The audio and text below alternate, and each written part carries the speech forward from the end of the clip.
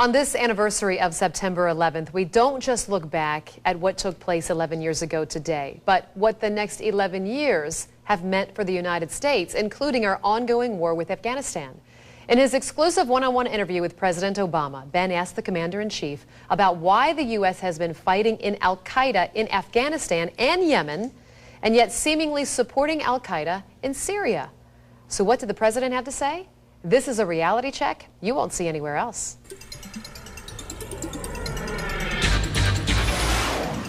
11 years ago today, most Americans had never heard of an Islamist group with an Arabic name meaning the base. But within a matter of days and for the next decade, the name al-Qaeda would become synonymous with terrorism. And 11 years later, we're still fighting al-Qaeda in Afghanistan, Pakistan, and in Yemen.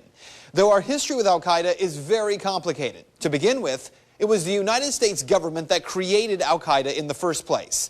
It was during the 1970s. The U.S. decided to create an Islamist extremist group to sow the seeds of discord in the Stans, like Pakistan and Afghanistan. The goal was to create problems for the Soviets.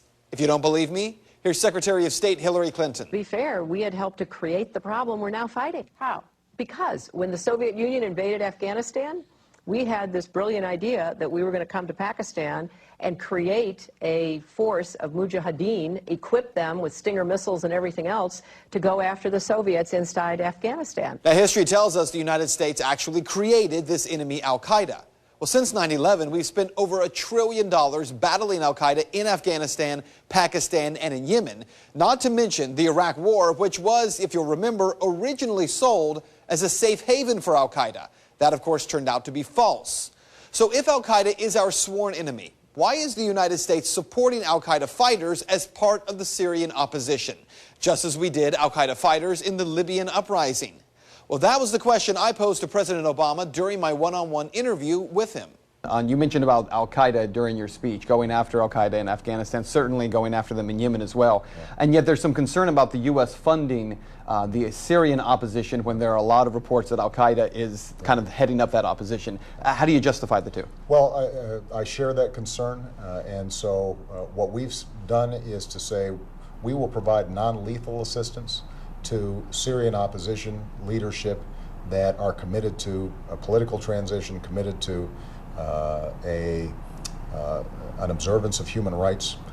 We're not going to just dive in and get involved with a civil war that, in fact, involves some elements of people who are genuinely trying to get a better life, but also involve some folks who would, over the long term, do the United States harm. So what about what the president said there? It is true that publicly the United States is providing non-lethal support to Syria. According to a report from Reuters, the State Department says the U.S. government set aside a total of $25 million for non-lethal assistance to the Syrian opposition. A U.S. official said that was mostly for communications equipment, including encrypted radios. But there are questions about what else the U.S. has been doing. Well, right now the U.S. is providing non-lethal assistance. We are facilitating other countries. According to the New York Times, the weapons, including automatic rifles, rocket-propelled grenades, ammunition, and some anti-tank weapons, are being funneled mostly across the Turkish border by way of a shadowy network of intermediaries, including Syria's Muslim Brotherhood, and paid for by Turkey, Saudi Arabia, and Qatar. The Times goes on to say that the CIA is part of that process of getting these weapons to these groups, though the U.S. isn't actually providing the weapons themselves. So what you need to know is the old enemy of my enemy is my friend adage just doesn't seem to work here. U.S. involvement in the Middle East has been problematic for decades. But on this day, consider for a moment the last two countries in the Middle East where the U.S. has intervened. Let's start in Egypt, where we helped to overthrow the dictator Mubarak, who we propped up. Well, today, thousands of protesters gathered outside the embassy in Cairo. The American flag, flying at half-mast to mark the anniversary of 9/11, was ripped down and destroyed. And also today in Libya, an armed mob attacked the U.S. consulate in Benghazi and set fire to the building.